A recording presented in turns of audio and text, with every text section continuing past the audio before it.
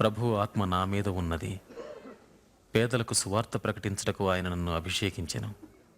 చెరలో ఉన్న వారికి విడుదలను, గ్రుడ్డి వారికి చూపు కలుగుటకును, నలిగిన వారిని విడిపించుటకును, ప్రభువు తన ప్రజలను రక్షించుటకై సమయము ఆసన్నమైనదని ప్రకటించుటకు నన్ను పంపియున్నాడు. ఆయన బాగా మాట్లాడుతున్నాడు.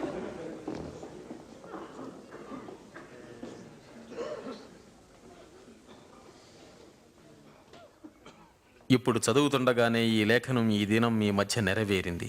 లేఖనం నెరవేరిందా? కానీ మెస్సే ఒక్కడు మాత్రమే ఈ ప్రవచనాలు నెరవేర్చగలడు. మాకెలా తెలుసు? ఈ సామెత మీరు చెప్తుంటారు కదా, వైద్యుడా నిన్ను నీవే స్వస్థపరుచుకో. కపెర్నహూములో నీవే కార్యములు చేసితివని మేము వింటిమో, ఆ కార్యములు నీ స్వగ్రామములో చేయవచ్చు కదా. మీతో చెప్పుచున్నాను, ఏ ప్రవక్తయు స్వదేశమందు హితుడు కాడు.